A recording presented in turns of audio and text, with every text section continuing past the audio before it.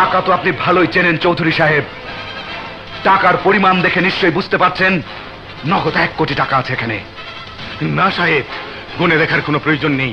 তুমি প্রমাণ করেছো ভালোবাসার জন্য মানুষ সবকিছু করতে পারে। ভুল ভুল বললেন আপনি। ভালোবাসা মানুষকে অসৎ বানায় না, ভালোবাসা মানুষকে সৎ বানায়। আমি নিজে চেষ্টা করেছিলাম সৎ পথে থেকে আপনার চ্যালেঞ্জ মোকাবেলা করতে, কিন্তু আপনি সেটা হতে দেননি। আপনি আমাকে চাকরিচ্যুত করেছিলেন।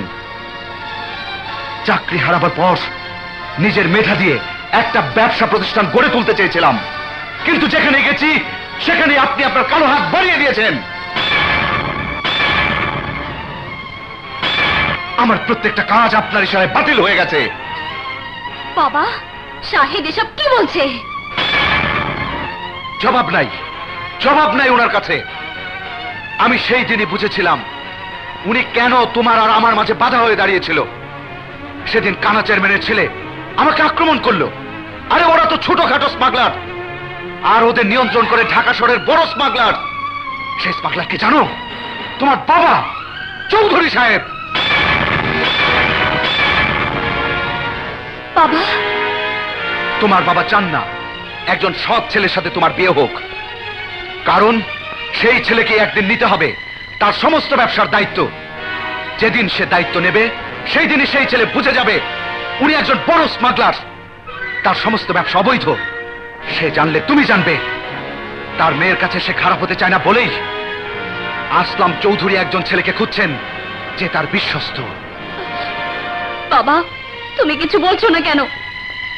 সাহেব যা বলেছে ঠিক বলেছে মা। তোর কাছে ছোট হতে হবে বলে আমি কখনো চাইনি সাহেবের সঙ্গে তোর বিয়ে হোক, তাই আমি ওকে পদে পদে বাধা দিয়েছি। চৌধুরী সাহেব, আমি 1 কোটি টাকা কেন জোগাড় করেছি জানেন? ভালোবাসার জন্য নয়, সীমাকে পাওয়ার জন্যও নয়। আপনার বাধা আমার জেদ বাড়িয়ে দিয়েছিল। শুধু আপনার চ্যালেঞ্জ মোকাবেলা করার জন্যই আমি 1 কোটি টাকা জোগাড় করিনি মিস্টার চৌধুরী। আরো একটি সত্য প্রমাণ করার জন্য আমি 1 কোটি টাকা জোগাড় করেছি। সেই সত্যটা কি জানেন?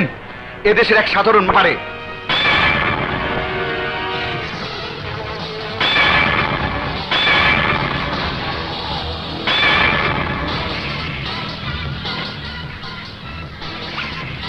চলে। মিস্টার চৌধুরী। শাহেদ, শাহেদ তুমি আমাকে না নিয়ে কোথায় যাচ্ছ? হাসপাতালে, আমার বন্ধুর কাছে, যেখানে ভালোবাসা আছে। এসব এসব তুমি কি বলছো শাহেদ? যদি ভালোই বাসতে তাহলে তোমার বাবার কথার প্রতিবাদ করতে, আমাকে 1 কোটি টাকা জোগাড়ের ঝুঁকির মুখে ঠেলে দিতে না। শাহেদ, সে আমাকে সুখী দেখতে চেয়েছে, আমার সুখের জন্য মৃত্যুর ঝুঁকি নিয়েছে। তোমার কোটি টাকার ভালোবাসার চাইতেও ওর ভালোবাসা আমার কাছে অনেক দামি। তুমি আমার জন্য নও সীমা, তুমি শুধু তোমার জন্য, আর স্বপ্না আমার জন্য। তাই আজ আমিও স্বপ্নার হয়ে গেছি, তোমার না। Good bye. শাহেদ,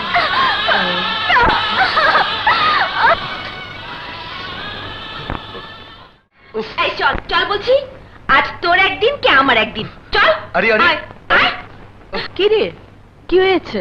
দেখো না মা, আজ ও একটা চাকরিতে জয়েন করতে যাচ্ছে, বড় কোম্পানি, সবাই ফিটফাট পয় পরিষ্কার।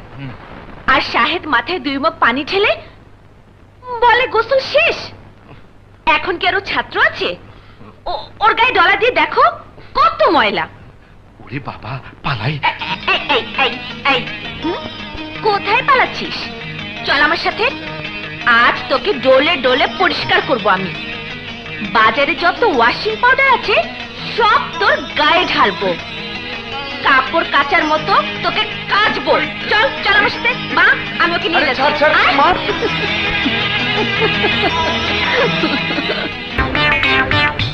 লাগছে তো, জ্বলছে তো।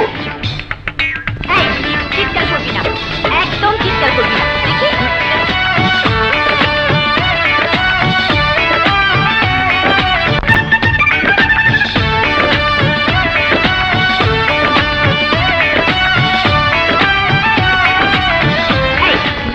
কমসে কম আধা মণ ময়লা বের হয়েছে তোর শরীর থেকে।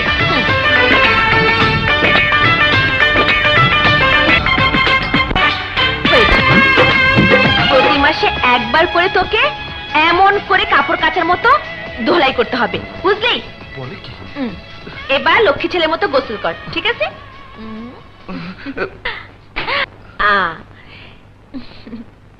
এবার ভালো মতো গোসল করে ফিটফাট হয়ে বের হ। তারপর কোথায় যাবি যা। ঠিক আছে, আমিও দেখে নেব। কি দেখাবি তুই?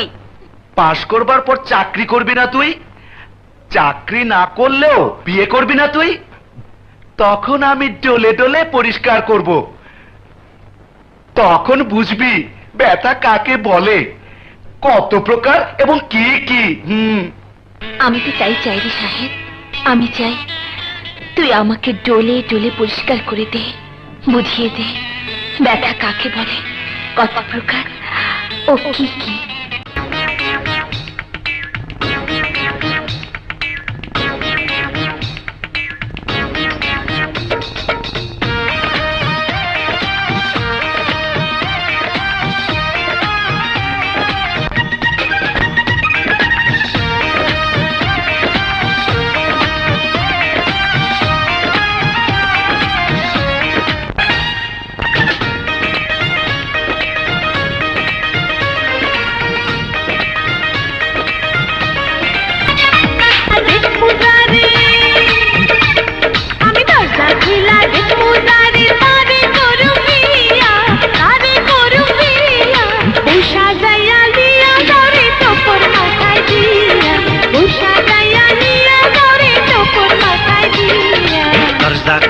দেখলাম মোর এখন কর বিয়া, এখন কর বিয়া, और সাজিয়া আইছি আমি পাগড়ি মাথায় দিয়া, और সাজিয়া আইছি আমি পাগড়ি মাথায় দিয়া।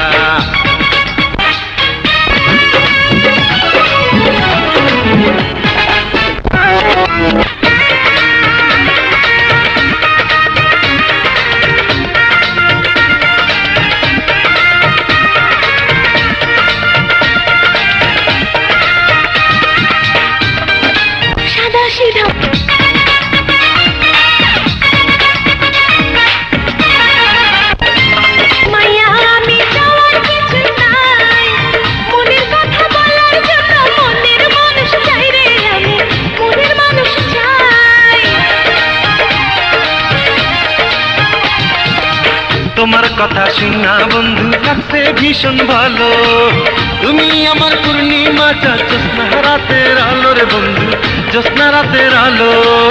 মিষ্টি মুখের মিষ্টি কথায় পাগল করে দিলা, ও মিষ্টি মুখের মিষ্টি কথায় পাগল করে দিলা। ভূষা যাইয়া নিয়া গৌরী টুকুর মাথায় দিয়া, ভূষা যাইয়া নিয়া গৌরী টুকুর মাথায় দিয়া। দরজা খুইলা দেখলাম মোর এখন কর বিয়া, এখন কর বিয়া, और সাজিয়া আইছি আমি পাগড়ি মাথায় দিয়া, और সাজিয়া আইছি আমি পাগড়ি মাথায় দিয়া।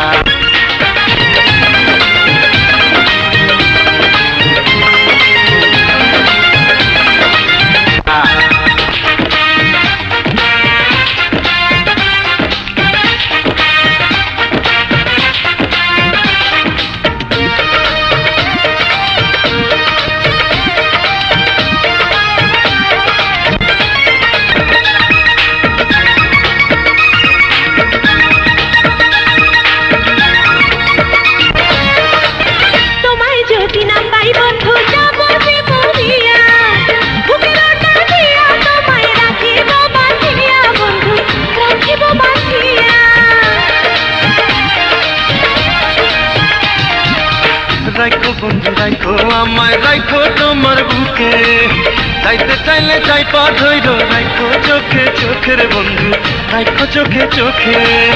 হাজার বছর বাঁচতে চাইবো তোমারও লাগিয়া, ও হাজার বছর বাঁচতে চাইবো তোমারও লাগিয়া। উষা যাইয়া নিয়া যাওরে তোর মাথায় দিয়া, উষা যাইয়া নিয়া যাওরে তোর মাথায় দিয়া। দরজা খুইলা দেখলাম মোরে এখন কর বিয়া, এখন কর বিয়া, और সাজিয়া আইছি আমি পাগড়ি মাথায় দিয়া, और সাজিয়া আইছি আমি পাগড়ি মাথায় দিয়া। দরজা খুইলা দেখমু জানি পারে করুম বিয়া,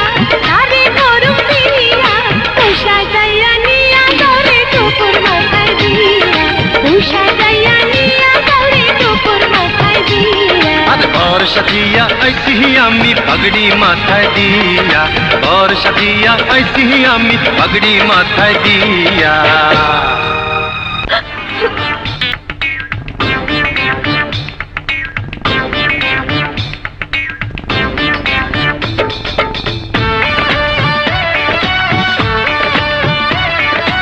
তুমি ইয়েস আমি। তোমার চাকরি করার মানে যদি আমার কাছ থেকে বিচ্ছিন্ন থাকা হয়, তাহলে সে চাকরি করার কোনো দরকার নেই।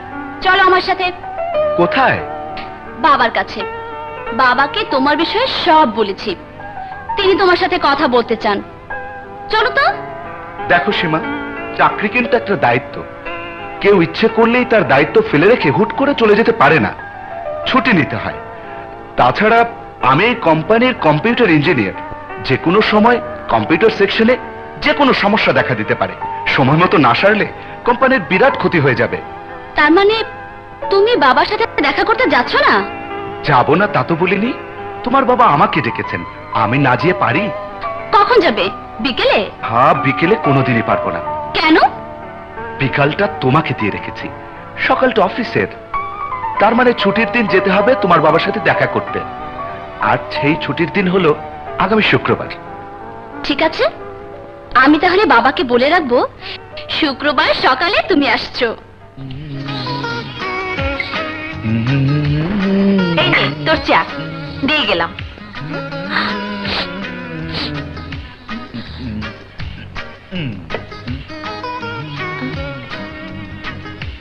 কি রে, আজ শুক্রবার, ছুটির দিন। ছুটির দিনে তুই ফিটফাট হয়ে সেন মেখে কোথায় যাচ্ছিস? সীমাদের বাড়ি। হোয়াট? সীমাদের বাড়ি? সীমাদের বাড়িতে তোর কি কাজ? খুব জরুরি কাজ। জরুরি কাজ? ব্যাপারটা আমার মাথায় ঢুকছে না সাহেব। সীমা আমার বান্ধবী, আমরা একসাথে কলেজে পড়ি। আর তুই আমার ভালোবাসা, আমি ভালোবাসি তোকে, তুই ভালোবাসিস আমাকে। তোর সঙ্গে আমার সম্পর্ক, আমার বান্ধবীর সঙ্গে তোর কি সম্পর্ক? সীমা আমার প্রেম, আমার জীবন।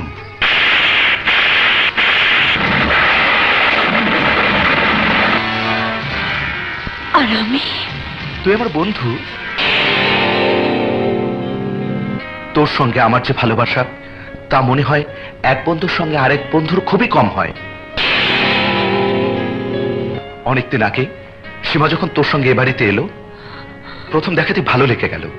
মনে হলো সে আমার জন্য পৃথিবীতে এসছে, আর ওর জন্য আমি। জানিস, সীমারও নাকি একই অনুভূতি হয়েছিল আমাকে দেখে। ওরও নাকি মনে হয়েছিল আমার জন্য সে পৃথিবীতে এসছে।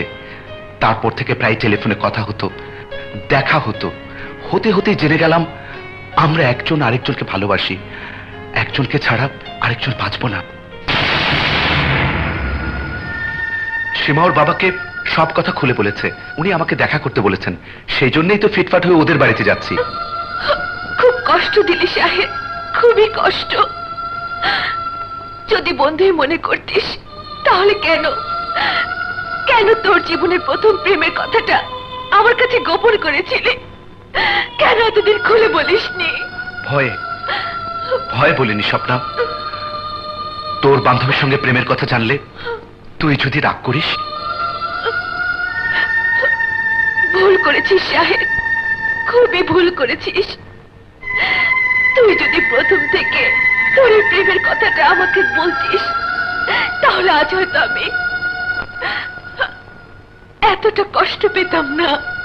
স্বপ্না, তুই সীমার সঙ্গে প্রেম করেছিস, এমন প্রেম যে তাকে না পেলে তুই বাঁচবি না।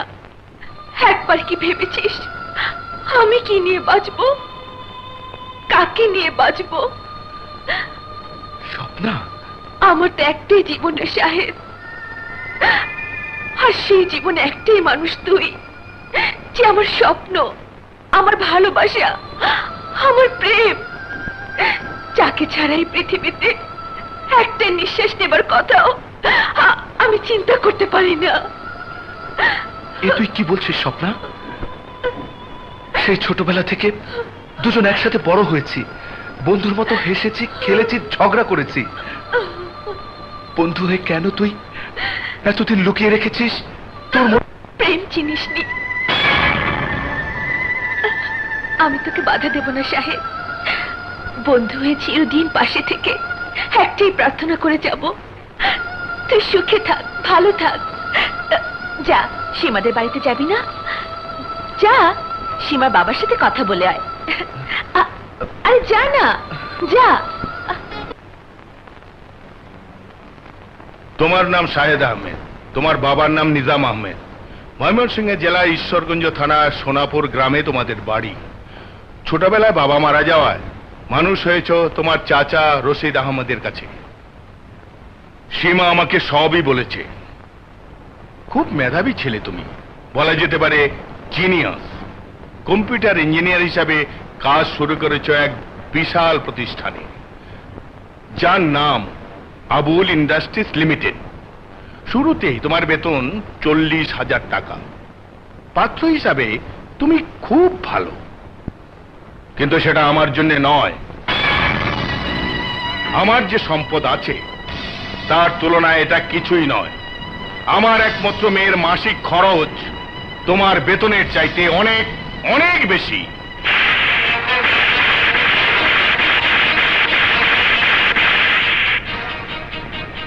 দেখুন, 1 মিনিট। তুমি হয়তো মনে করছো মেয়ের পাত্র হিসাবে আমি তোমাকে অপছন্দ করছি, তা কিন্তু নয়। আসলে আমি তোমার মতো একজন ছেলে খুঁজছি, এমন মেধাবী ছেলে যে আমার বিশাল সম্পত্তি নিয়ন্ত্রণ করতে পারবে, রক্ষা করতে পারবে। সেই যোগ্যতা, মানে আমার কোটি কোটি টাকার সম্পদ নিয়ন্ত্রণ করার যোগ্যতা তোমার আছে কি না, তার একটা পরীক্ষা তোমাকে দিতে হবে। বলুন কি পরীক্ষা দিতে হবে? আমি প্রস্তুত। Good, very good. ঠিক এই উত্তরটাই আমি তোমার কাছে আশা করেছিলাম। যাক সে কথা, পরীক্ষাটা হলো তুমি নিজে 1 কোটি টাকা উপার্জন করবে।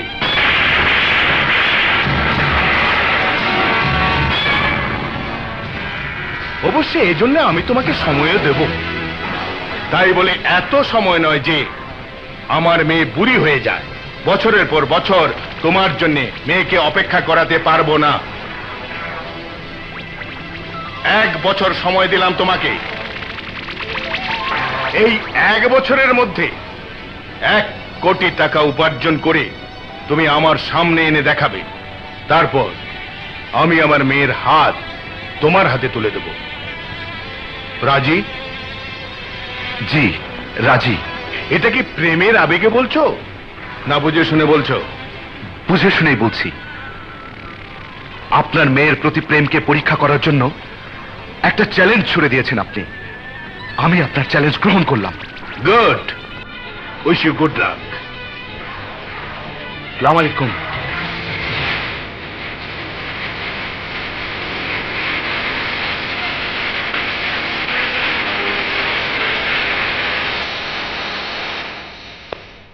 শাহেদ,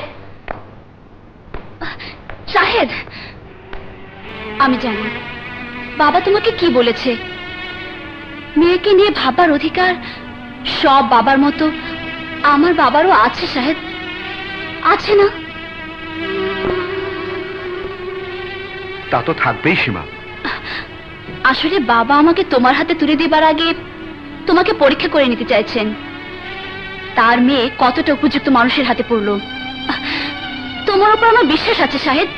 পারবে না, পারবে না আমার বাবার দেওয়া পরীক্ষা পাশ করতে? পারবো। কি করে পারবি? তোর বেতন হলো 40,000 টাকা। ধরে নিলাম এই সংসারে তোর কোনো খরচ দেবার দরকার নেই। প্রতি মাসে যদি বেতনের টাকা জমা করিস তাহলে 1 বছরে জমবে 4,80,000 টাকা। 1 কোটি টাকা কি মুখের কথা? 22 বছর লাগবে তোর এই টাকা জমাতে। আচ্ছা, কি করে তুই সীমার বাবা এমন শর্তে রাজি হলি বল দেখি? কিছু একটা তো করতেই হবে। দেখ শাহেদ, আমার নাম স্বপ্না। স্বপ্ন আমিও দেখি, কিন্তু তোর মতো এমন অসম্ভব স্বপ্ন আমি দেখি না। কিছু একটা করলেই 1 কোটি টাকা জোগাড় হয়ে যায় না? মানি তোর কথা, কিন্তু কিন্তু একটা কথা ভুলে যাস নে, আমার কিছু একটা করা মানে ছোটখাটো কাজ নয়। আমি কম্পিউটার ইঞ্জিনিয়ার। বাংলাদেশের সব বড় বড় প্রতিষ্ঠান, ব্যাংক, বীমা এখন কম্পিউটার সিস্টেম চালু হয়েছে। অফিসে আমার ডিউটি মাত্র 7 ঘন্টা। এরপর আমি যদি কয়েকটা কোম্পানির কম্পিউটার সিস্টেমের কাজ ধরতে পারি, তাহলে আমার বিশ্বাস 1 বছরের মধ্যে 1 কোটি টাকা জোগাড় করতে পারবো। সরি মিস্টার সাহেব, এমডি সাহেব আপনাকে কাজ থেকে ডিসমিস করেছে। নতুন লোক না নেওয়া পর্যন্ত আমাকে কাজ চালিয়ে যেতে বলেছে। আমার অপরাধ? সেটা আমাকে জিজ্ঞেস না করে এমডি সাহেবকে জিজ্ঞাসা করুন। এটা আমার ব্যক্তিগত কোম্পানি, সরকারি প্রতিষ্ঠান নয় যে আমার কোনো কাজের কৈফিয়ত দিতে হবে। এই কোম্পানি প্রতি বছর কয়েক কোটি টাকা ব্যবসা করে, সব হিসাব নিকাশ থাকে ওই কম্পিউটারে। আমি জেনে শুনে কোনো ঝুঁকি নিতে রাজি নই। কিন্তু আমার চাকরির সাথে ব্যবসায়িক ঝুঁকির কি সম্পর্ক? অস্বীকার করতে পারো তোমার বাবা একটা চোর ছিল না? অস্বীকার করতে পারো তোমার বাবা গণপিটুনিতে মারা যায়নি? চুপচাপ দাঁড়িয়ে আছো কেন? জবাব দাও। না স্যার, আপনার কোনো কথাই আমি অস্বীকার করব না। শুধু একটি কথা বলবো, আমার দাদা তো চোর ছিলেন না, আমার চাচাও চোর নন। ছোট ভাইকে মানুষ করতে চেয়ে বাবা যদি কোনো অপরাধ করে থাকে, তার শাস্তি আমি কেন পাবো? আমি তো কোনো অপরাধ করিনি। আমি তো লেখাপড়া শিখে সৎভাবে বাঁচতে চেয়েছি। সরি শাহেদ, তোমার ব্যাপারটা নিয়ে আমাদের বিশেষ একটা বোর্ড মিটিং হয়েছে। জেনে শুনে তোমার মতো একটা চোরের বাচ্চাকে আমরা চাকরিতে রাখতে পারবো না।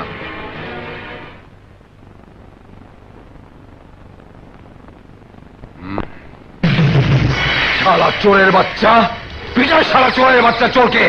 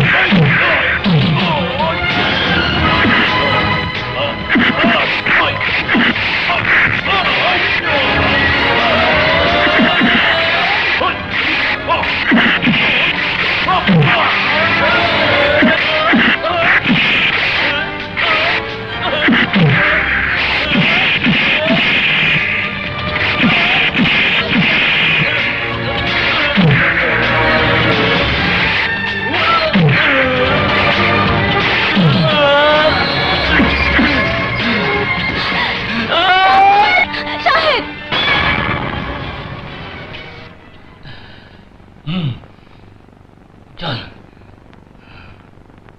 ছেলেটাকে আমি চিনি, বেশ কিছুদিন থেকে আমার পেছনে ঘুরঘুর করছে। মাঝে মাঝে ওর বাবার সঙ্গে আমার বাবার কাছে আসে। কি জানি ব্যবসা আছে ওদের। কি নাম? ছেলেটার নাম রমজান। ওর বাবার নাম জানি না, শুনেছি ওর বাবা নাকি সোনাপুর ইউনিয়নের চেয়ারম্যান।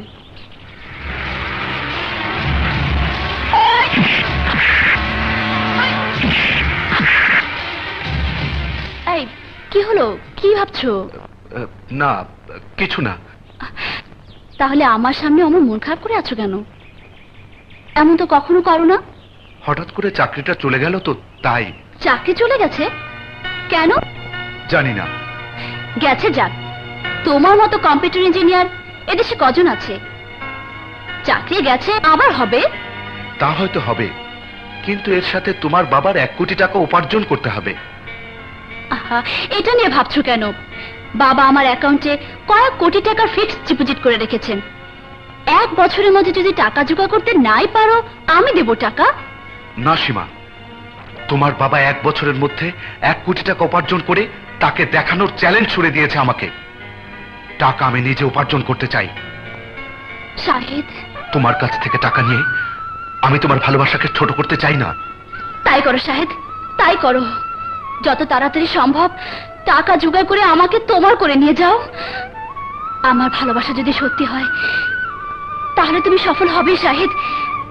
1 বছরের মধ্যে 1 কোটি টাকা জোগাড় করতে তুমি পারবেই। আমাকে যে পারতেই হবে সীমা, আমাকে পারতেই হবে। শাহিদ,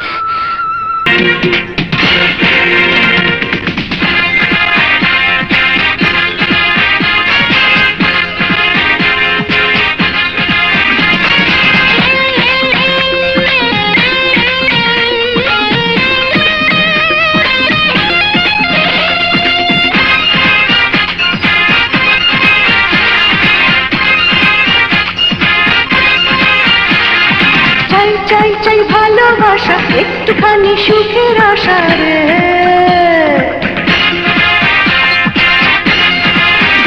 ভালোবাসা, একটুখানি সুখের আশা রে। থাকবো কাছাকাছি, খেলবো কানামাছি, করবো নাচানাচি রে। বাঁচি না আমি তোমায় ছাড়া রে। হাই বাঁচি না আমি তোমায় ছাড়া রে।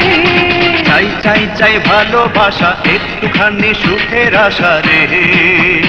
ও থাকবো কাছাকাছি, খেলবো কানামাছি, করবো নাচানাচি রে।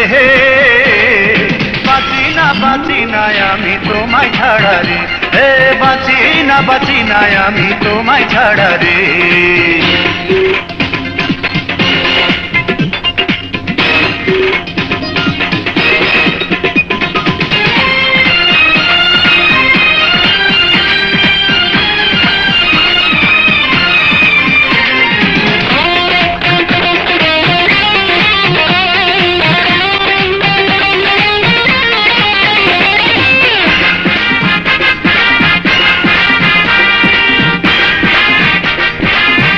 তোমায় ছাড়া রে। আই বাঁচি না আমি তোমায় ছাড়া রে। আই বাঁচি না আমি তোমায়। শাহিদ ধর, কি এটা? চাকরি তো গেছি, মারও খেয়েছিস, এখন প্রেমিকার সঙ্গে নাচ গান করলে চলবে? 1 বছরের মধ্যে 1 কোটি টাকা জোগাড় করতে হবে না? করতে তো হবেই। কিভাবে? বড় বড় প্রতিষ্ঠানে কম্পিউটার সিস্টেমের সেটআপের কাজ করে। তার জন্য কনসাল্টিং ফার্ম লাগবে না? ট্রেড লাইসেন্স লাগবে না? তা তো অবশ্যই লাগবে। সেই কাজটি করে ফেলেছি আমি। এই ফাইলে সব কাগজপত্র আছে। Thank you Swapna, thank you. কাজটা করে সত্যিকারের বন্ধুর পরিচয় দিয়েছিস তুই। বন্ধু হয়ে করিনি সাহেব, ভালোবেসে করেছি। ভালোবাসি বলে আমি তোকে সুখী দেখতে চাই। তোর প্রেমকে আমি ব্যর্থ হতে দেব না। আমি আমার কষ্ট সহ্য করতে পারবো ঠিকই, কিন্তু তোর কষ্ট আমার সহ্য হবে না। স্বপ্না, ফার্মটা কিন্তু বানিয়েছি আমার নামে। আমি চেয়ারম্যান আর তুই এমডি। 1 বছর পর্যন্ত যা লাভ হবে সব তোর, তারপর 50-50। 50-50 নয় স্বপ্না, 1 বছর পর সব তোর। আমি তো সব চাই না সাহেব, আমি শুধু তোকে চাই, এখন চাই, 1 বছর পরেও চাই, সারা জীবন চাই। আর তা যখন পাবো না তখন আর সব দিয়ে কি করবো? 50-50 ভালো। স্বপ্না, আর স্বপ্ন করতে হবে না। ছোটবেলা থেকে অনেক স্বপ্ন করেছিস, অনেক স্বপ্ন দেখিয়েছিস। এখন যা, কাজ ধরার চেষ্টা কর। 1 বছর খুব বেশি সময় না, অলরেডি 1 মাস পার হয়ে গেছে। এর মধ্যে 1 কোটি টাকা জোগাড় করতে না পারলে তুই সীমাকে হারাবি। যা, কাজ ধরার চেষ্টা কর। আরে যা না, যা।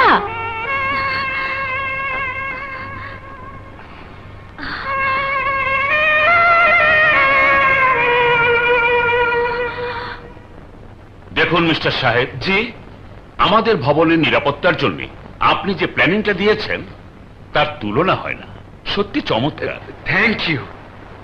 আমার মতে এরকম কম্পিউটার সিস্টেমে নিরাপত্তার ব্যবস্থা থাকলে আমাদের ভবনটি থাকবে নিরাপদ। তুলনামূলকভাবে খরচও কম, কিন্তু দুঃখজনক ব্যাপার হলো কাজটি আমরা আপনাকে দিতে পারছি না। কিন্তু কেন?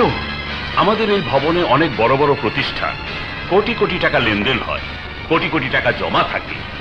আপনি যদি কম্পিউটার সিস্টেমে নিরাপত্তা ব্যবস্থা সেট করেন তাহলে পুরো ব্যাপারটা আপনারই জানা থাকবে। তা তো থাকবেই। সমস্যাটা তো সেখানে, আমরা কোনো ঝুঁকি নিতে চাই না। এর মধ্যে ঝুঁকির কি আছে? আমরা জানি আপনি একজন মেধাবী ছেলে, কিন্তু আপনার অতীতটা ভালো না।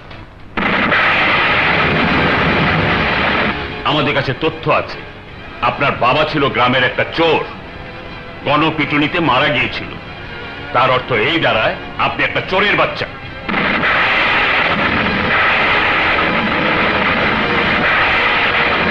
আপনি এখন যেতে পারেন।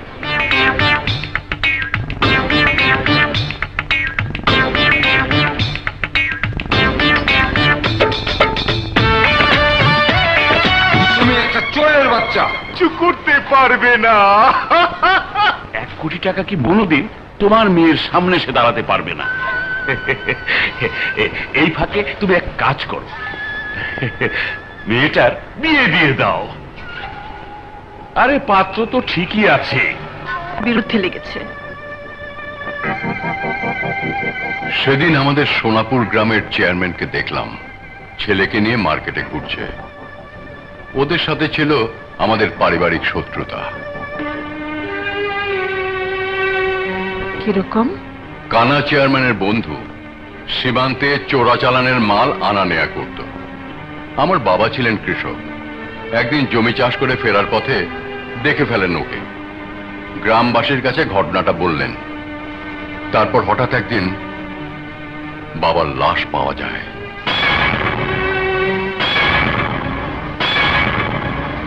গ্রামবাসীরা বলা বলি করছিল বাবাকে নাকি ওরাই মেরেছে। ভাইয়া লেখাপড়া ছেড়ে কাজ করতে শুরু করলো। আমার লেখাপড়া চালিয়ে যাচ্ছিল। আমি গ্রামের মানুষের কথা শুনতাম আর মনে মনে ফুঁসতাম। চেয়ারম্যানের বয়স ভাইয়ের চেয়ে বড়। একদিন দূর থেকে ওকে আসতে দেখে গুলতে চললাম। ওর চোখে লাগলো। তারপর থেকে ও কানা। ভাইয়া আমাকে শহরে পাঠিয়ে দিল। পরে শুনেছি ওই কানা তার বাবার মৃত্যুর পর বড় এক চোরাচালানি দলের সঙ্গে যোগ দিয়েছে। টাকা খরচ করে চেয়ারম্যান হয়েছে। এসব কথা আমাকে আগে বলনি কেন? প্রয়োজন হয়নি তাই বলিনি। এখন মনে হচ্ছে ওই পুরনো শত্রুতার আঘাত এসে পড়েছে শাহেদের উপর। আসুক আঘাত, আমি আমার সাহেদের জীবনটা নষ্ট হতে দেব না। দরকার নেই ওর চাকরি করার, দরকার নেই ওর কন্ট্রাক্টরের। সাহেদ বড় একটা ব্যবসা করবে। ব্যবসা করতে টাকা লাগে মা। টাকা আমি জোগাড় করব। এত টাকা তুমি কোথায় পাবে? আমার এই বাড়িটা বিক্রি করে দেব। দরকার হলে ভাড়া বাড়িতে থাকবো। বাড়ি বিক্রি টাকা দিয়ে আমার সাহেদ ব্যবসা করবে।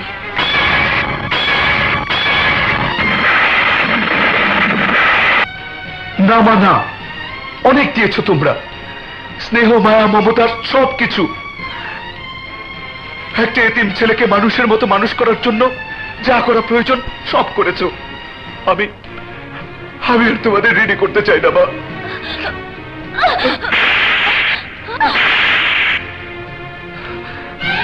কাকে তুই ঋণ বলছিস?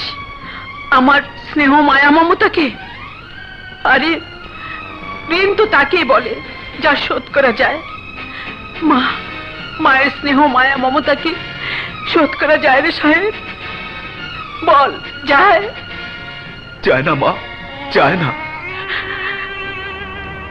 ছেলেকে লেখাপড়া শিখালে দায়িত্ব শেষ হয়ে যায় না।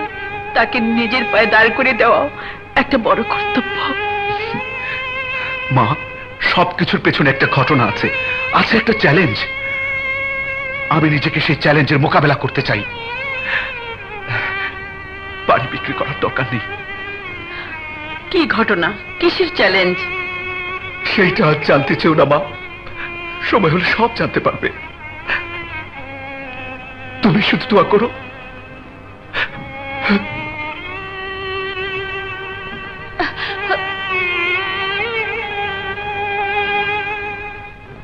তুমি কি জানো ওরা কোন ঘটনার কথা বলছে? কি করে জানবো? ওরা কি আমাকে কিছু বলে? দুজনই তো সবসময় তোমার সাথে আলাপ করে। কিন্তু আমার সামনে তো শায়দ এমন কোনো ঘটনার কথা বলেনি। তোমাকে না বললেও আমার মনে হয় স্বপ্না সব জানে। দরকার হলে ছিঁড়ে নিবি। কি ঠিক করলি? আমি হাঁটতে রাজি নই স্বপ্না। কি করবি?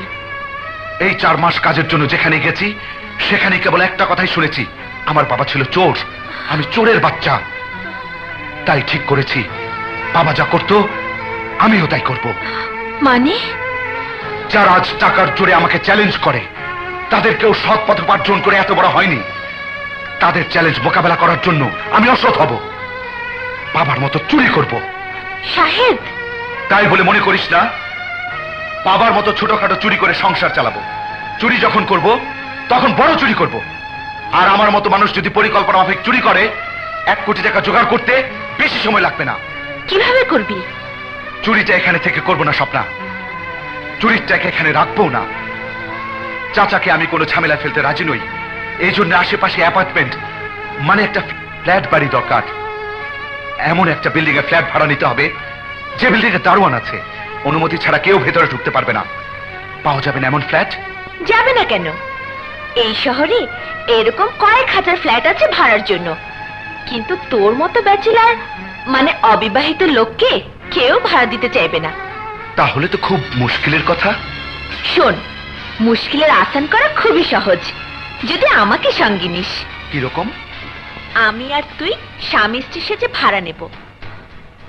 তুই আমাকে স্ত্রী মনে না করলেও আমি তো তোকে সারা জীবন স্বামী মনে করব।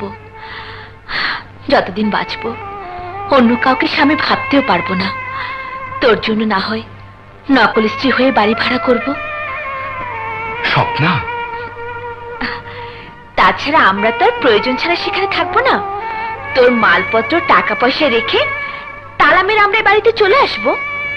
তা না হলে বাবা মা জিজ্ঞাসাবাদ করতে পারে। এটা একটা বুদ্ধির কথা বলেছিস। 2 বেডরুমওয়ালা ফ্ল্যাট ভাড়া করব, যদি কখনো সেখানে থাকতেই হয়।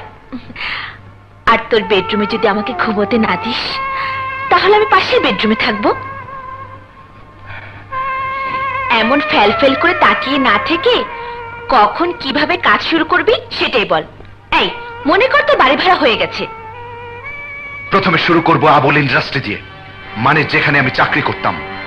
ওদের একটা টেক্সটাইল মিল আছে গাজীপুরে। সেই মিলের কর্মকর্তা কর্মচারীদের বেতন বাবদ 21 লক্ষ টাকা পাঠানো হয় প্রতি মাসের 30 তারিখে। ওই 21 লক্ষ টাকা লুট করব আমি। তোর সাথে আমিও থাকবো।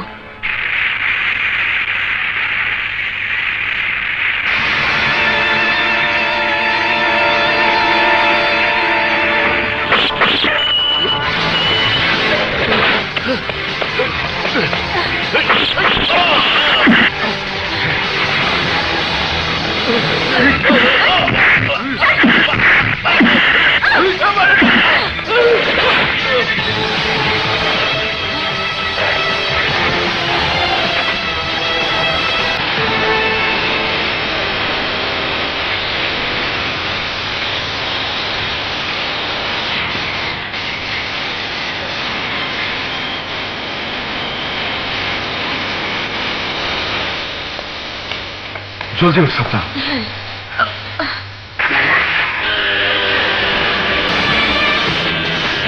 এইমাত্র একটা মোটরসাইকেল গুলশান মার্কেটের দিক থেকে ছুটে গেল, নাম্বার মেট্রো 3363। যে করে হোক ওকে আটকাতে হবে। ওভার। Okay sir.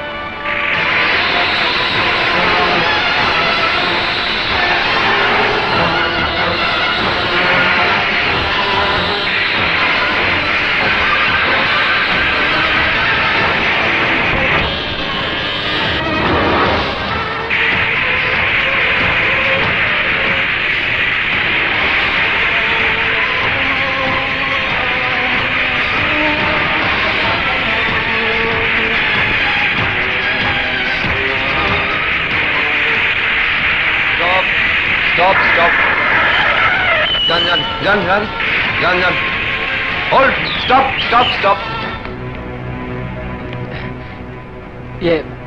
মানে কাজটাকে ঠিক করলেন? এই গাড়ি থামো। স্যার। ওকে স্যার, আমি এক্ষুনি আসছি। কানাচের অফিসটা দোতলায়। ওদের রুমের পেছনে একটা বারান্দা আছে, গ্রিল নেই, নিচে একটা রাস্তা। ওরা ব্যাংকে টাকা রাখে না, অফিসটা আসলে ওদের একটা বসার জায়গা। সেখানে আলমারিতে ওরা টাকা জমা রাখে।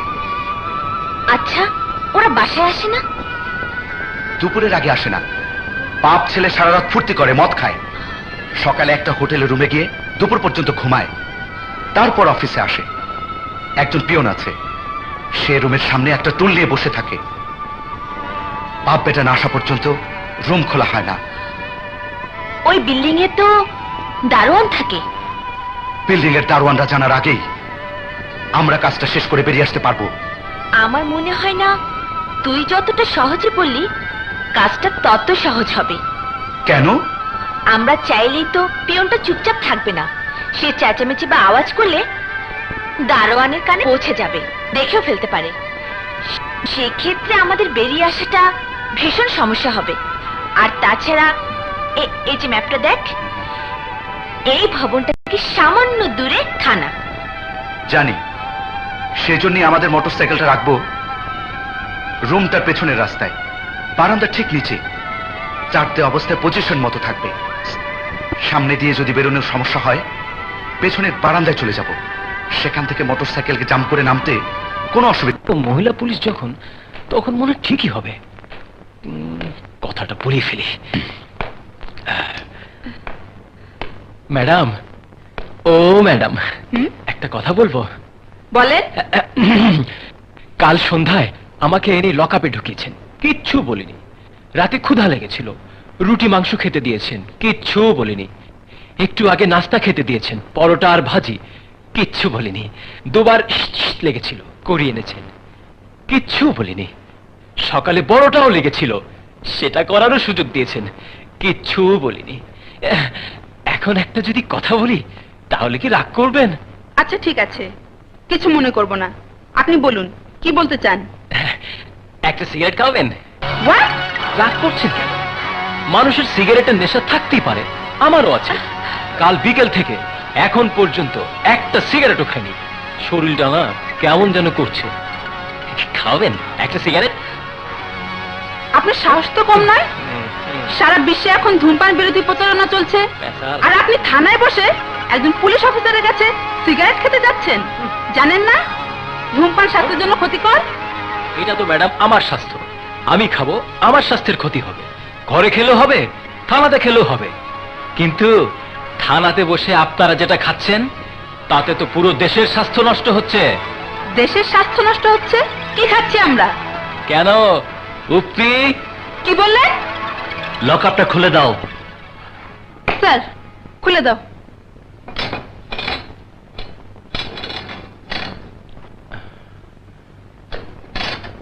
সেদিনে লুট করে নেওয়া টাকাগুলো কোথায় রেখেছো? লুট করে টাকা? এসব আপনি কি বলছেন? আপনি আমাকে মারলেন স্যার? সত্য কথা না বললে আরো মারবো। কি দোষ করেছি আমি যে মারবেন? চুরি করিনি, ডাকাতি করিনি, ছিনতাই করিনি, রাহাজানি করিনি। কোন দোষে আপনি আমাকে মারবেন? একটি মেয়েকে দেখে পছন্দ হওয়াটা কি অপরাধ?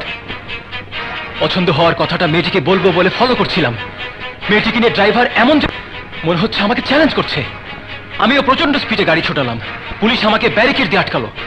আমি থামতে বলেছিলাম, রাস্তায় ট্রাফিক পুলিশ থামার সিগন্যাল দিয়েছিল, মানুনি কেন? অমন একটা সুন্দরী মেয়ের পেছনে ছোটার সময় কি খেয়াল থাকে কে থামতে বলেছে আর কে বলেনি? কি নাম তোমার?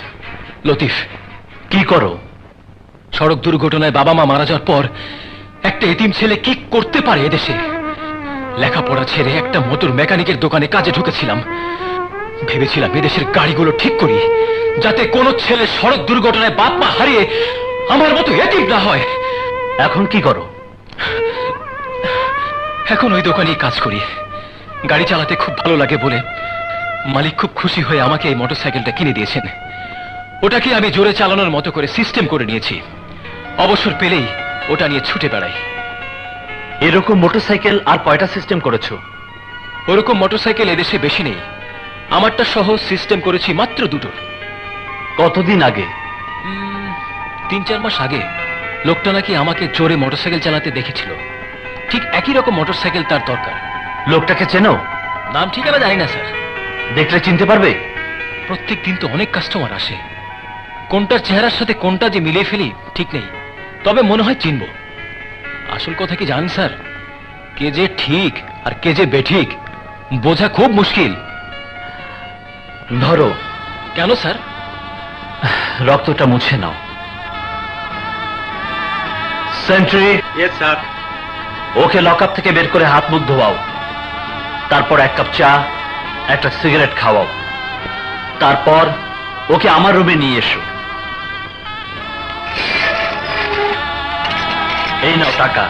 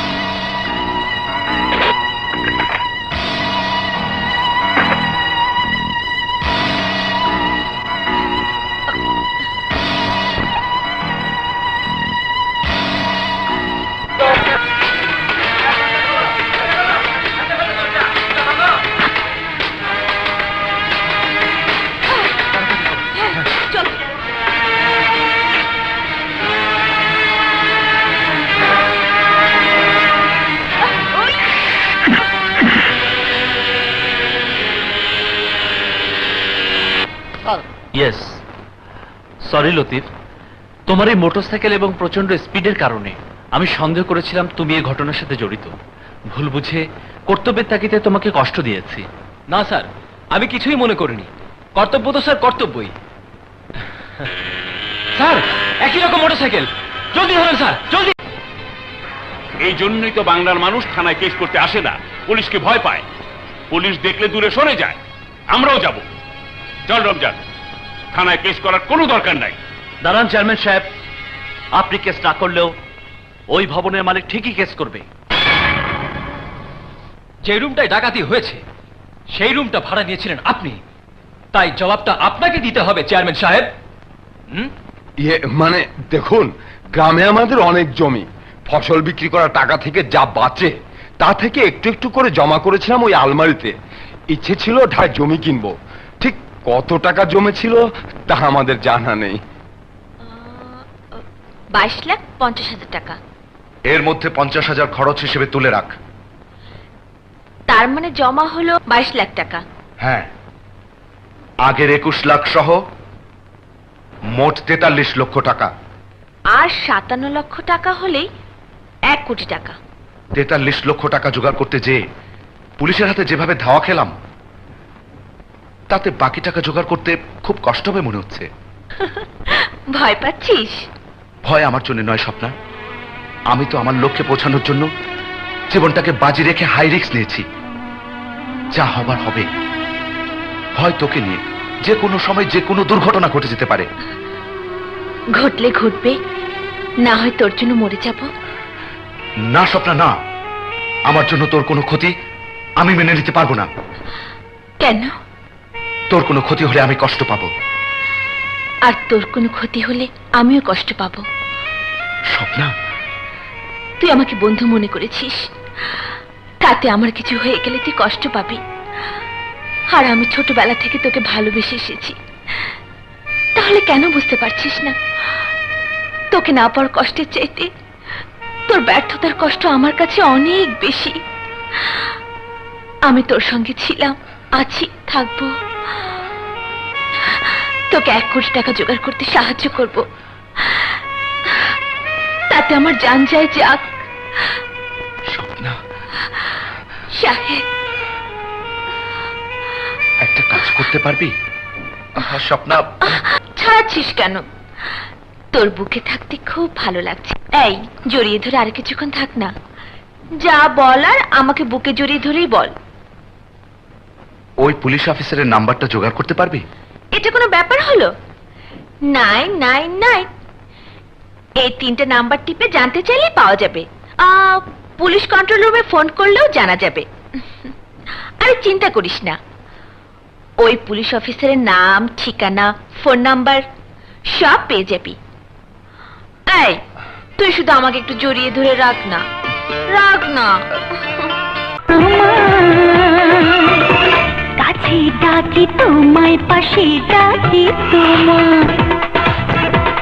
নে আছে মিলনের আশা, দেব দেব তোমাকে ভালোবাসা।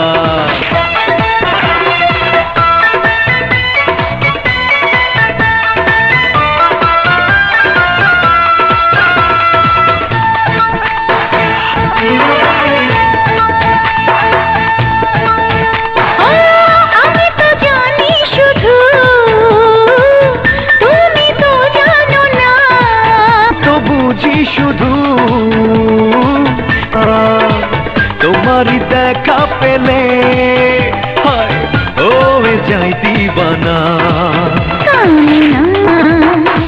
ও বুকে জড়িয়ে তুমি নাও না আমায়।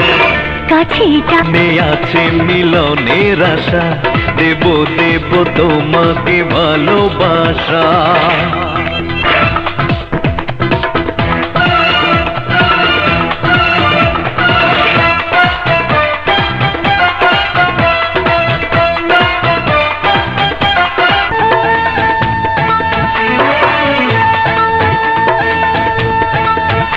ও যেখানে নিরিবিলি সেখানে চলো না, হৃদয় এতটা দেরি কেন, প্রাণে তো সহে না। যা খুশি করো তুমি, বাধা আমি দেব না। এসো না এসো না, নেই তবে ভাবনা। ও বুকে জড়িয়ে তুমি নাও না আমায়। কাছে ডাকি তোমায়, পাশে ডাকি তোমায়। মনে মনে আছে মিলনের আশা, মনে মনে আছে মিলনের আশা। দেব দেব তোমাকে ভালোবাসা। ও বুকে কাছে ডাকি তোমায়, পাশে ডাকি তোমায়। মনে মনে আছে মিলনের আশা, দেব দেব তোমাকে ভালো। পাখি,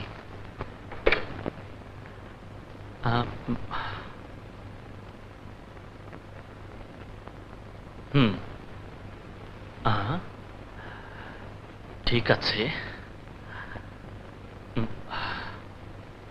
আচ্ছা, তোর কি সবসময় ডিউটি থাকে নাকি রে মিজান? কেন ভাবি? শাপলা একটা ইয়াং মেয়ে, ওরও অন্য শখ আছে। বেড়াতে চাই, বেড়াবে। ঘাপলা তো কেউ বাধাচ্ছে না। ও তো ভয়ে অস্থির, হোস্টেলে ফিরতে পারছে না, কলেজের ক্লাস মিস হচ্ছে, একা একা বের হবে কি করে? তা আমি কি করতে পারি বলো? মাঝে মাঝে ওকে নিয়ে বেড়াতে বের হলেও তো পারিস। আমি ওকে নিয়ে বেড়াতে বের হবো? আমি? অসুবিধা কি? রাতের বেলা ওকে ডেকে নিয়ে গল্প তো ঠিকই করিস। কি রে, কথা বলছিস না কেন? ইয়ে মানে ভাবি, পানি লাগবে না, তোমার পানি না হলেও আমার চলবে। কার পানিতে তো চলবে আর কার পানিতে চলবে না সেটা পরে ভাবিস, আগে আমার কথার জবাব দে। ওকে নিয়ে বের হবি কি হবি না? ঠিক আছে ভাবি, ঠিক আছে। কোন অনুষ্ঠানে ডিউটি পড়লে ওকে নিয়ে যাব। অনুষ্ঠান তো পরের কথা, রোজ সকালে তুই যখন জগিং করতে যাস তখন ওকে সঙ্গে করে নিয়ে যাবি। মুক্ত বাতাসে মেয়েটার মনটা একটু হালকা হবে। তুমি একটা ঘাপলা। খাপলা নয়, শাপলা। ওর সঙ্গে কথা বলার অনেক সময় পাবি তুই। আগে আমার সঙ্গে কথা বল। ওকে নিয়ে যাবি কাল সকাল থেকে। যাবো ভাবি, যাবো। শুধু শুধু কষ্ট করছে অফিসার। আমি পণ করেছি 1 কোটি টাকা জোগাড় করার। 2 বারে লুট করেছি 43,50,000 টাকা। বাকি টাকাও লুট করব। কিছুই করতে পারবে না। এই, সাহস থাকলে সামনে আয়। আসবো মিস্টার মিজান, তোমাকে খবর দিয়ে আসবো। তোমার চোখের সামনে লুট করে নিয়ে যাব টাকা। সমস্ত বন্ধু বান্ধব ওকে খুঁজছে, কিন্তু পাচ্ছে না। আমার মনে হয় ও পালিয়েছে। বসো চেয়ারম্যান, বসো। না চেয়ারম্যান, সাহেদের সাথে কথা বলে আমি বুঝতে পেরেছি সে পালিয়ে যাবার ছেলে নয়। তোমার কথা ঠিক হইলে হইতেও পারে। কোথায় কোন চিপার মধ্যে পড়ে আছে কে জানে। বাদ দাও সব কথা। আমার যে লক্ষ লক্ষ টাকা লুট হয়ে গেল, তার কি করবা সেটা একবার ভাবো। সামান্য 22.5 লাখ টাকার জন্য তুমি উতালা হতো চেয়ারম্যান? একবার আমার কথা ভাবো।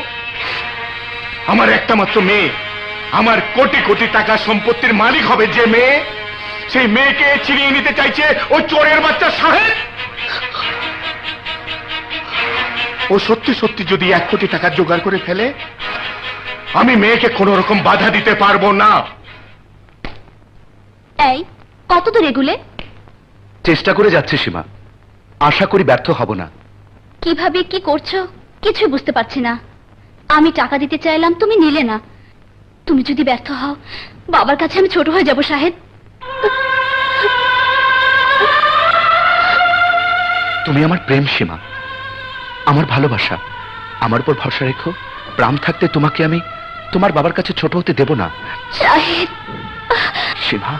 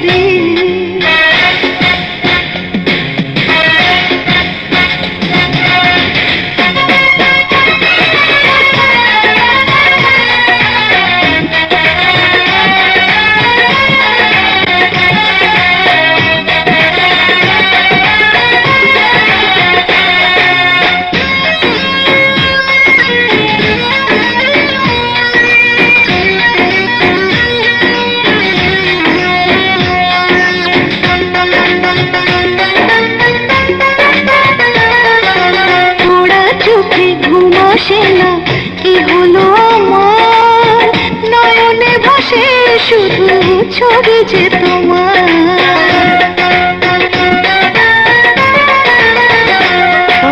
পোড়া চোখে ঘুম আসে না, কি হলো আমার নয়নে ভাসে শুধু ছবি যে তোমার, সাজে না তোমাকে ছাড়া আমার জীবন, মরি মরি কি যে করি, মরি মরি হায় কি যে করি।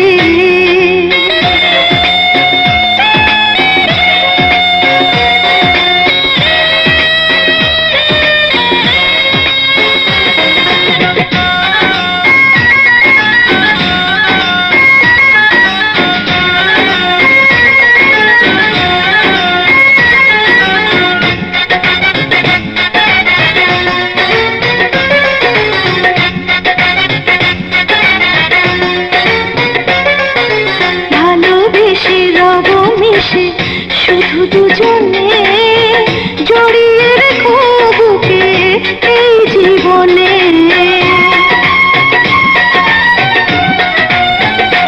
ও ভালো দেশে রগনেশে শুধু দুজনে জড়িয়ে রেখো বুকে এই জীবনে। কখনো ছিল না যেন মায়ারি বাঁধন, মরে মরে কি যে করি, মরে মরে বলো কি যে করি। আমি তোমায় দিলাম মন, তুমি আমার আপন জন। তোমাকে না পেলে আমার কি হবে এখন, তোমাকে না পেলে আমার কি হবে এখন। মোবাইল না টিএনটি? মোবাইল। নাম্বার বলেন। 0172 582 666। আরে এটা তো আমার নাম্বার। আপনার এই নাম্বার থেকে সকাল 7:32 আমার মোবাইলে ফোন করা হয়েছিল। কে করেছিল এর কৈফিয়ত আপনাকে দিতে হবে। স্যারের লোকে বিটলামি দেন স্যার, আরো 2টা দেন। দরকার হলে থানায় নিয়ে লকআপে ভরে আচ্ছা মতো প্যাটানি দেন। থানা মানে আপনারা কি পুলিশের লোক? এত সকালে ফোনের দোকানে কাস্টমার থাকার কথা নয়। যে টেলিফোন করেছে সে মোবাইল দিয়ে বাইরে যেও কথা বলেনি, আপনার সামনে বসে কথা বলেছে এবং টেলিফোনে চ্যালেঞ্জ করেছে একজনকে। হয় আপনি তাকে চেনেন, না চিনলেও তার চেহারা আপনার ভুলে যাবার কথা নয়। বলছি স্যার, বলছি। এত বলছি না করে বলে ফেলুন। মোটরসাইকেলে করে 2জন লোক এসেছিল। একজন বাইরে মোটরসাইকেল স্টার্ট করে দাঁড়ানো ছিল, হেলমেটে মুখ ঢাকা। একজন ভিতরে ঢুকলো, খুব বেশি লম্বা না, আপনার চাইতে একটু কম, তবে স্বাস্থ্যটা ভালো, বয়স বেশি হলো। হ্যালো, সাধারণ একজন টেলিফোন ব্যবসায়ীকে ধমকে কোনো লাভ হবে না অফিসার। কোথায় তুই? তোমার আশেপাশে। এই, সাহস থাকলে সামনে আয়। আসবো অফিসার, আসবো। তোমার সামনে আসবো বলেই তো ফোন করেছি। তবে আজকে নয়, আগামী তারিখে। কোথায়? পুরনো ঢাকার বিশিষ্ট ব্যবসায়ী আকবরকে তো চেনো। এককালে সন্ত্রাসী ছিল, অবৈধ উপায়ে কোটি কোটি টাকা কামিয়েছে, এখন জাতে উঠতে চাইছে। সরকারের একটা খাস জমিতে হাসপাতাল বানানোর জন্য স্থানীয় এমপির হাতে 50 লক্ষ টাকা তুলে দেবে সে। আসলে সে ওই জায়গাটার অর্ধেক দখল করতে চায়, কয়েক কোটি টাকার জমি। এই উপলক্ষে একটা অনুষ্ঠানের আয়োজন করা হয়েছে। অনুষ্ঠান শেষে স্টেজে রাখা ক্যাশ টাকা সে তুলে দেবে এমপির হাতে। তার আগে আমি ওটা নিয়ে যাব। সাহস থাকলে তো আসবো, দেখবো কেমন করে তুই ওই টাকা নিয়ে যাস। শুধু দর্শক মণ্ডলী, এই অনুষ্ঠানে উপস্থিত হওয়ার জন্য আপনাদের অনেক অনেক ধন্যবাদ। এইমাত্র আমাদের মাঝে এসে উপস্থিত হয়েছেন আজকের অনুষ্ঠানের বিশেষ অতিথি, বিশিষ্ট শিল্পপতি ও জনদরদী জনাব আকবর শেঠ। আমাদের মাননীয় প্রধান অতিথি কিছুক্ষণের মধ্যেই আমাদের মাঝে চলে আসবেন। ততক্ষণ আপনাদেরকে একটু ধৈর্য সহকারে অপেক্ষা করার জন্য বিশেষভাবে অনুরোধ করছি। আমাদের মাননীয় প্রধান অতিথি আমাদের মাঝে আসার সাথে সাথে আমাদের অনুষ্ঠানের কাজ শুরু করব। আপনাদের সকলকে ধন্যবাদ।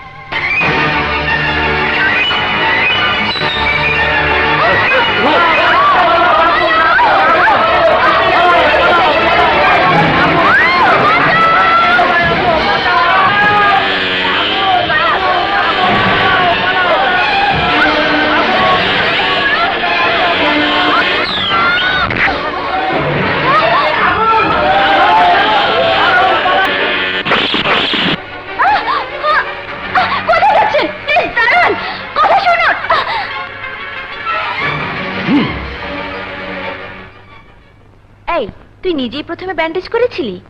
হ্যাঁ, সামনের লন থেকে ঘাস ছিঁড়ে এনে ধুয়ে তারপর চিবিয়ে ব্যান্ডেজ করেছি। ভাগ্য ভালো যে পাশে লেগে চামড়া ছিঁড়ে বেরিয়ে গেছে। হাড় দিতে লাগলে টের পেতিস। ঘাস আর চাবাতে হতো না। হাসপাতালে শুয়ে থাকতি, পুলিশ এসে ধরে নিয়ে যেত। 1 কোটি টাকা আর জোগাড় হতো না।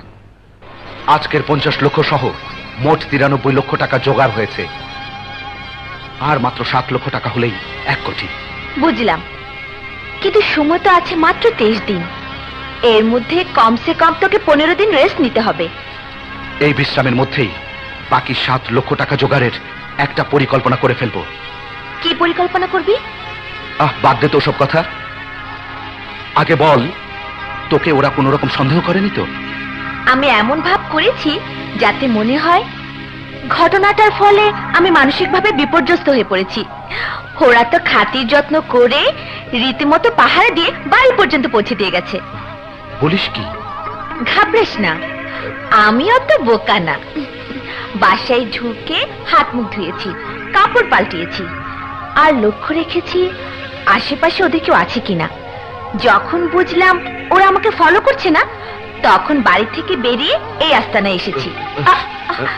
কি রে, কোথায় যাচ্ছিস? তুই টাকাগুলো একসঙ্গে গুছিয়ে রাখ, আমি আশপাশটা দেখে আসি, আর ওই অফিসারটাকে একটা ফোন করে আসি। আমার সন্দেহ হচ্ছে। কি যে বলো, কি সুন্দর একটা মেয়ে, ওকে সন্দেহ করার কি আছে? ফুল সুন্দর হয় ঠিকই, কিন্তু তার ভিতরে পোকা থাকতে পারে।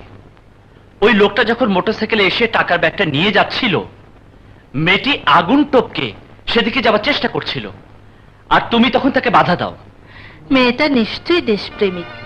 হাসপাতাল বানানোর জন্য একটা লোক এতগুলো টাকা দিচ্ছে, সেই টাকা নিয়ে যাচ্ছে একটা ডাকাত। নিশ্চয়ই মেয়েটা এটা মেনে নিতে পারছিল না। হয়তো তোমার কথাই ঠিক ভাবি, কিন্তু পুলিশকে এগিয়ে যেতে হয় সন্দেহের উপর ভিত্তি করে। এখানে সন্দেহের কি আছে? আছে, ঘাপলা একটা আছে। আবার সরি, আমি তোমাকে উদ্দেশ্য করে কথাটা বলিনি। আমি সত্যিকারের একটা ঘাপলার কথা বলছি। কিরকম? এর আগে ওই লোকটা যখন অপারেশন করতে এসেছিল, তখন তার সঙ্গে আরেকজন ছিল। এক মোটরসাইকেলে 2 জন। তারা এমন পোশাক পরেছে, এমন ভাবে হেলমেটে মুখ ঢেকে রেখেছে যাতে না চেনা যায়। কিন্তু এবার অপারেশনে এসেছিল 1 জন। তাহলে আরেকজন কোথায় ছিল? আমার সন্দেহ হয় ওই মেয়েটিকে। আচ্ছা, তুমি তো ওই মেয়েটাকে বাসা পর্যন্ত পৌঁছে দিয়েছ। এখন থেকে ওকে ফলো করবে, ওর সাথে বন্ধুত্ব গড়ে তুলবে। এসব থেকে বলছিস? ও তো ভয়ে অস্থির, একা বের হবে কি করে? একা যাবে না, দূর থেকে একজন মহিলা পুলিশ অফিসার ওর দিকে লক্ষ্য রাখবে, সঙ্গে লতিফও থাকবে। অতএব বিপদ হবার কোনো সম্ভাবনা নেই। আমি রাজি।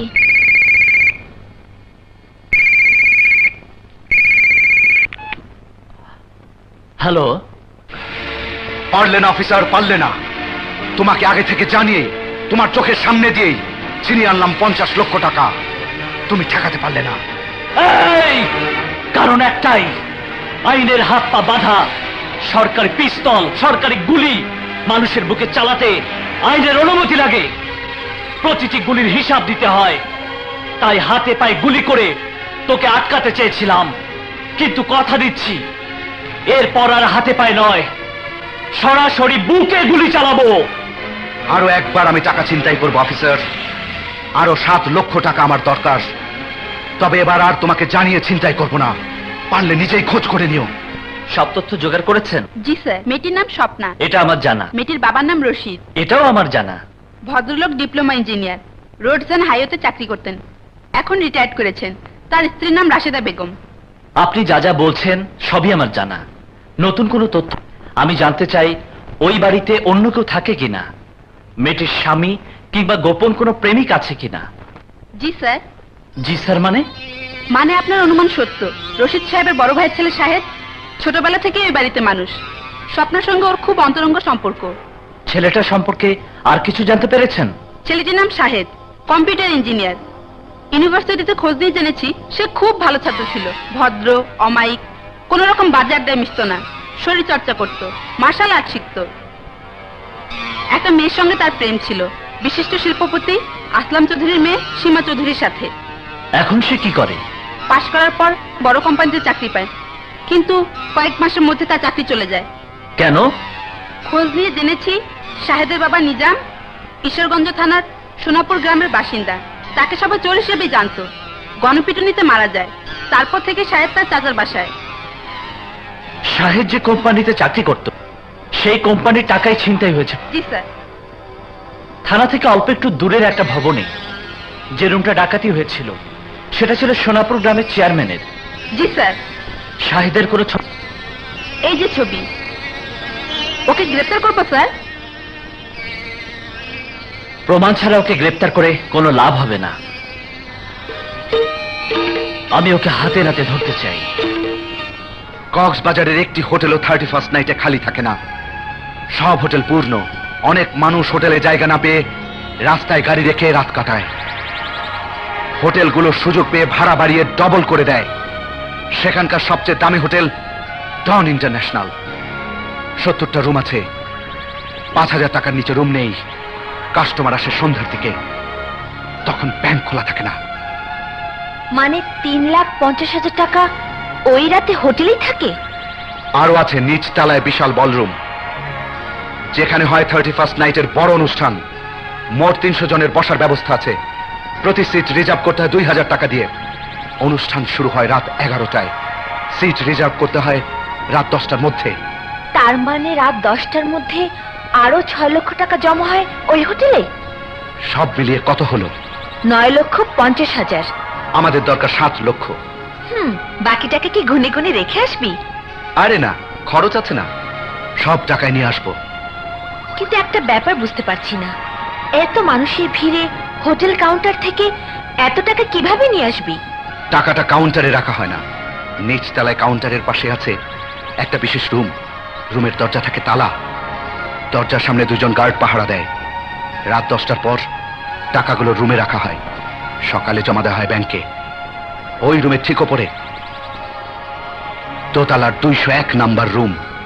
এই নিন স্যার আপনাদের চাবি, রুম নাম্বার 201। Thank you. রাত 1টায় আমাদের একটা গাড়ি লাগবে চিটাগাং যাবার জন্য। ভাড়া যা লাগে দেব। গাড়ির ব্যবস্থা সবসময় আমাদের হোটেল থাকে, কিন্তু স্যার এত তাড়াতাড়ি চলে যাবেন? ওর একটা সেমিনার আছে লন্ডনে, কাল বিকেলের ফ্লাইট ঢাকা থেকে। হঠাৎ করে দাওয়াতটা এসেছে, একবার ভাবলাম আসবো না, তারপর ভেবে দেখলাম আপনার হোটেলে বুকিং দেওয়া আছে, তাই চলে এলাম। রাত 1টায় রওনা হলে সকালে চিটাগাং পৌঁছে যাব। সেখান থেকে ফার্স্ট ফ্লাইটে ঢাকা। বিকেলে লন্ডনের ফ্লাইট ধরতে কোনো অসুবিধা হবে না, কি বলেন? আরে না, কোনো অসুবিধা হবে না, আপনারা কোনো চিন্তা করবেন না। রাত ঠিক 1টায় গাড়ি রেডি থাকবে। Thank you. চলো চল।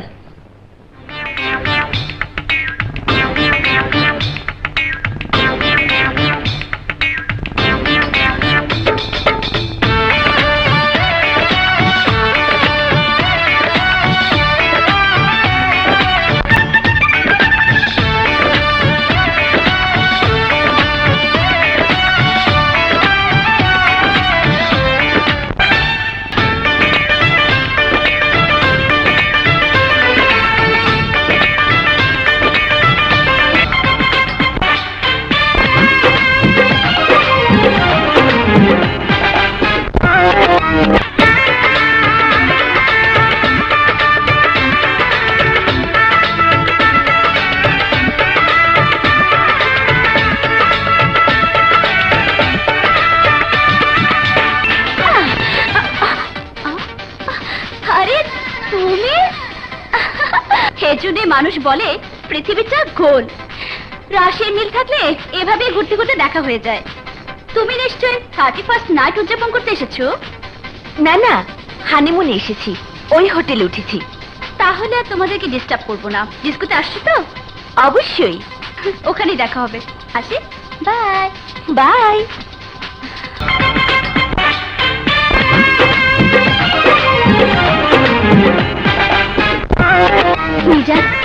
স্বপ্নের সাথে আমার দেখা হয়েছিল, ওরা এই হোটেলে উঠেছে। আচ্ছা ঠিক আছে, তুমি বসো, আমি দেখছি। আচ্ছা, সবাই নববর্ষের আনন্দে মেতে উঠেছে, আপনি মন খারাপ করে আছেন কেন? দুঃখে। দুঃখ? বন্ধু কথা দিয়েছিল বউ নিয়ে এই হোটেলে উঠবে, কিন্তু আসেনি। হয়তো অন্য কোনো হোটেলে উঠেছে। ও আমাকে স্পষ্ট করে বলেছিল এই হোটেলে উঠবে।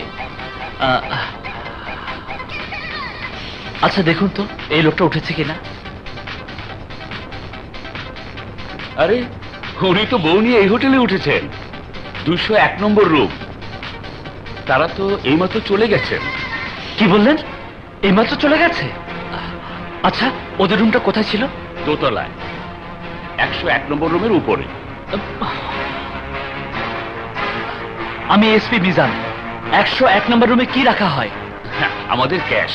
ও মাই গড, 101 নম্বর রুমটা তাড়াতাড়ি খুলুন। হ্যাঁ,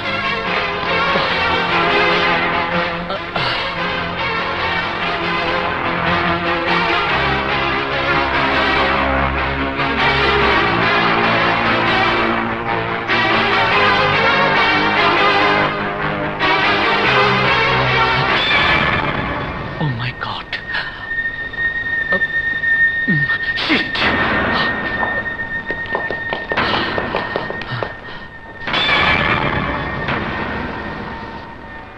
ও মাই গড, খুব কষ্ট হচ্ছে তোর না রে? কই না তো, কিসের কষ্ট? সারা রাত একটা পাহাড়ের আড়ালে জিপ নিয়ে সকালের অপেক্ষা করলাম। এত করে বললাম একটু ঘুমা, ঘুমালি না। আরে ঘুম আসলে তো ঘুমাবো, তাছাড়া সারা রাত সমুদ্রের হাওয়ায় পাহাড়ের আড়ালে এই গাড়ির ভেতর তোর কাঁধে মাথা রেখে চুপচাপ বসে থাকতে খুব ভালো লাগছিল। মনে হচ্ছিল সারা জীবন যদি এমন করে থাকতে পারতাম। আচ্ছা, আমরা যদি এই গাড়িটা ছেড়ে বাসে কিংবা অন্য কোনো গাড়িতে সরাসরি ঢাকা যেতাম, তাহলে কি খুব অসুবিধা হতো? হতো না মানে? এতক্ষণ কক্সবাজার চিটাগং ঢাকা রুটে পয়েন্টে পয়েন্টে পুলিশের চেক পোস্ট বসে গেছে। প্রত্যেকটা গাড়ি থামিয়ে থামিয়ে চেক করছে ওরা। পুলিশ ভাবতেও পারবে না আমরা ঢাকার দিকে না গিয়ে সমুদ্রের পাড় দিয়ে টেকনাফ যাচ্ছি। কিন্তু ঢাকায় তো আমাদের ফিরতেই হবে। হবে, কিন্তু কিভাবে যাবি? আমাদের হাতে আরো 4 দিন সময় আছে। টেকনাফ থেকে একটা স্পিড বোট নিয়ে যাব বরিশাল অথবা খুলনা। তারপর আবার কি? ওই দিক থেকে তো আর চেকপোস্ট নেই, বাসে চড়ে সোজা ঢাকায়। স্বপ্না,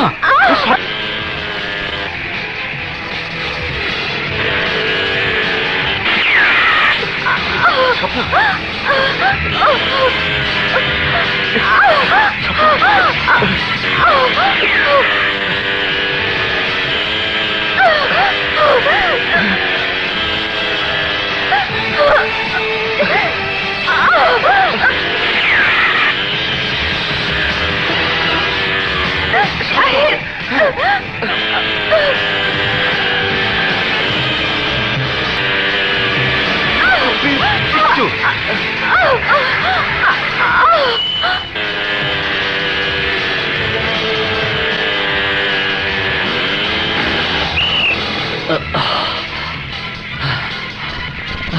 পালিয়েছে। পালিয়ে যাবে কোথায়?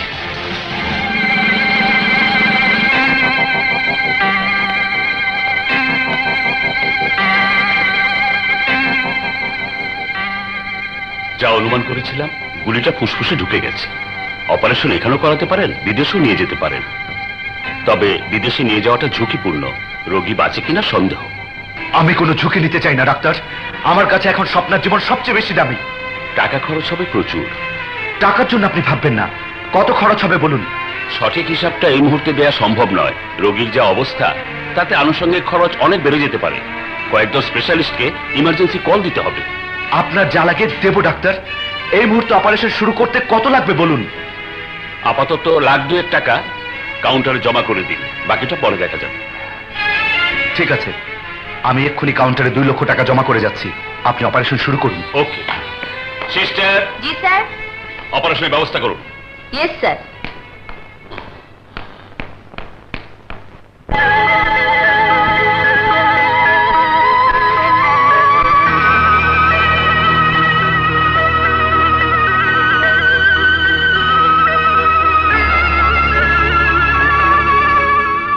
কিরে মা, ছেলেটার কোনো খবর পেলি?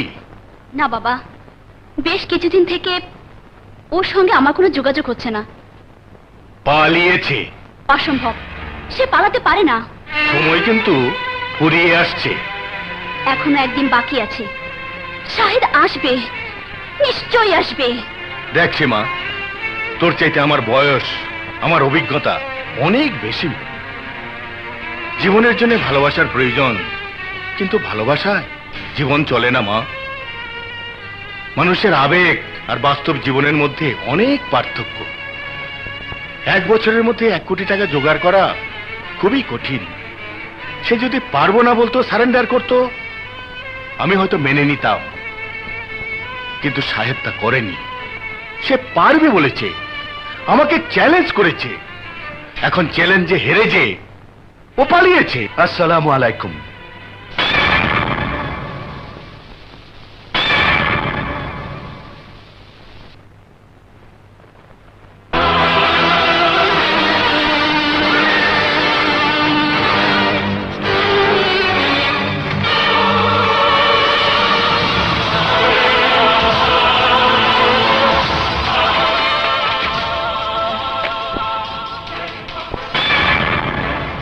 টাকা তো আপনি ভালোই চেনেন চৌধুরী সাহেব। টাকার পরিমাণ দেখে নিশ্চয়ই বুঝতে পারছেন নগদ 1 কোটি টাকা আছে এখানে। না সাহেব, গুণে দেখার কোনো প্রয়োজন নেই। তুমি প্রমাণ করেছো ভালোবাসার জন্য মানুষ সবকিছু করতে পারে। ভুল ভুল বললেন আপনি। ভালোবাসা মানুষকে অসৎ বানায় না, ভালোবাসা মানুষকে সৎ বানায়। আমি নিজে চেষ্টা করেছিলাম সৎ পথে থেকে আপনার চ্যালেঞ্জ মোকাবেলা করতে, কিন্তু আপনি সেটা হতে দেননি। আপনি আমাকে চাকরিচ্যুত করেছিলেন। চাকরি হারাবার পর নিজের মেধা দিয়ে একটা ব্যবসা প্রতিষ্ঠান গড়ে তুলতে চেয়েছিলাম, কিন্তু যেখানে গেছি সেখানে আপনি আপনার কালো হাত বাড়িয়ে দিয়েছেন। আমার প্রত্যেকটা কাজ আপনার ইশারায় বাতিল হয়ে গেছে। বাবা, শাহিদ এসব কি বলছে? জবাব নাই, জবাব নাই ওনার কাছে। আমি সেই দিনই বুঝেছিলাম উনি কেন তোমার আর আমার মাঝে বাধা হয়ে দাঁড়িয়েছিল। সেদিন কানা চেয়ারম্যানের ছেলে আমাকে আক্রমণ করলো। আরে ওরা তো ছোটখাটো স্মাগলার, আর ওদের নিয়ন্ত্রণ করে ঢাকা শহরের বড় স্মাগলার। সেই স্মাগলারকে জানো? তোমার বাবা চৌধুরী সাহেব। বাবা, তোমার বাবা চান না একজন সৎ ছেলের সাথে তোমার বিয়ে হোক, কারণ সেই ছেলেকে একদিন নিতে হবে তার সমস্ত ব্যবসার দায়িত্ব। যেদিন সে দায়িত্ব নেবে সেই দিনই সেই ছেলে বুঝে যাবে উনি একজন বড় স্মাগলার, তার সমস্ত ব্যবসা অবৈধ। সে জানলে তুমি জানবে। তার মেয়ের কাছে সে খারাপ হতে চায় না বলেই আসলাম চৌধুরী একজন ছেলেকে খুঁজছেন যে তার বিশ্বস্ত। বাবা, তুমি কিছু বলছো না কেন? সাহেব যা বলেছে ঠিক বলেছে মা। তোর কাছে ছোট হতে হবে বলে আমি কখনো চাইনি সাহেবের সঙ্গে তোর বিয়ে হোক। তাই আমি ওকে পদে পদে বাধা দিয়েছি। চৌধুরী সাহেব, আমি 1 কোটি টাকা কেন জোগাড় করেছি জানেন? ভালোবাসার জন্য নয়, সীমাকে পাওয়ার জন্যও নয়। আপনার বাধা আমার জেদ বাড়িয়ে দিয়েছিল। শুধু আপনার চ্যালেঞ্জ মোকাবেলা করার জন্যই আমি 1 কোটি টাকা জোগাড় করিনি মিস্টার চৌধুরী। আরো একটি সত্য প্রমাণ করার জন্য আমি 1 কোটি টাকা জোগাড় করেছি। সেই সত্যটা কি জানেন? এদেশের এক সাধারণ পারে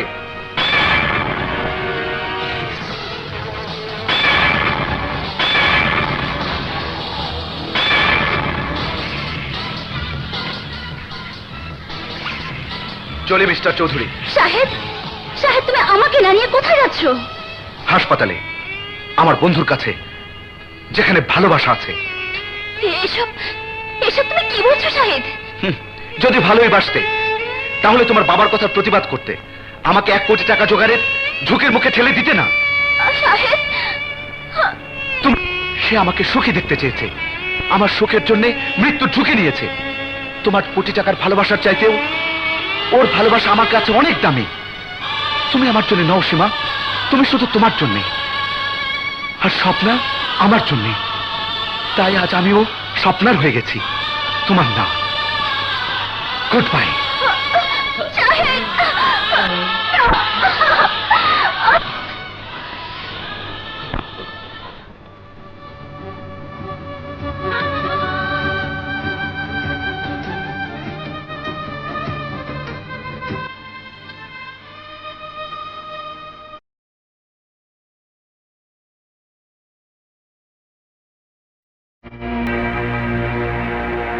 কি হইল চৌধুরী, এমন করে বসে আছো কেন? কোথায় কোথায় তোমার 1 কোটি টাকা? কোথায়? হাসপাতালে, এইমাত্র চলে গেছে। হাসপাতালে? 1 কোটি টাকা হাসপাতালে? শীঘ্রই চলো। যাব, তবে এখানে তো অনেক কোটি টাকা বসে আছে রমজান। থাকুক থাকুক, এটা পরে দেখবো, আগে নগদটা ধরি। আরে ঝুঁকি নেবার দরকার কি? চৌধুরী না থাকলে গোটাটা চলে আসবে আমার হাতে। তাহলে আর দেরি করছো কেন? গুলি করে দাও।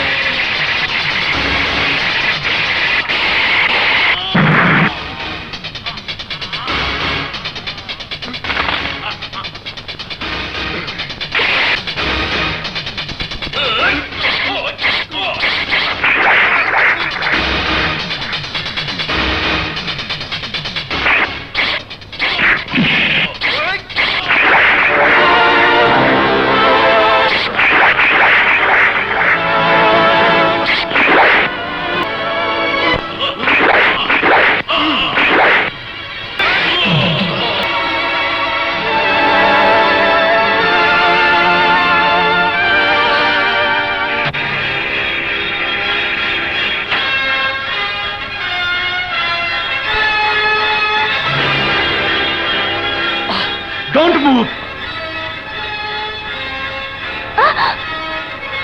হ্যাঁ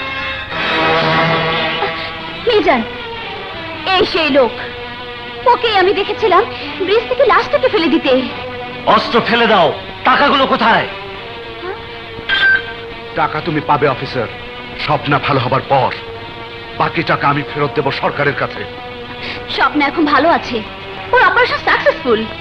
মানে? আমরা তো আগে হাসপাতালে গিয়েছিলাম, গুলিটা ফুসফুসে কাছাকাছি গিয়েছিল ঠিকই, কিন্তু ফুটো হয়নি। 1 ঘন্টাতেই অপারেশন শেষ। আমি ওর সাথে কথা বলে এসেছি। আমরা সব শুনেছি স্বপ্নার কাছে। চেয়ারম্যান থানায় কোনো অভিযোগ দেয়নি। ওই 22,50,000 টাকা তুমি যে কোনো কাজে ব্যয় করতে পারো। বাকি টাকা ফেরত দিলে সামান্য শাস্তি হবে তোমার। তাছাড়া আজ এই স্মাগলিং গ্রুপকে ধরতে তুমি সাহায্য করেছো, হয়তো সেই সামান্য শাস্তিও আদালত মওকুফ করে দিতে পারে। আমি সেভাবে চার্জশিট দেব। তোমার মতো প্রতিভাবান মানুষ দেশের অনেক উপকারে আসতে পারে শাহেদ।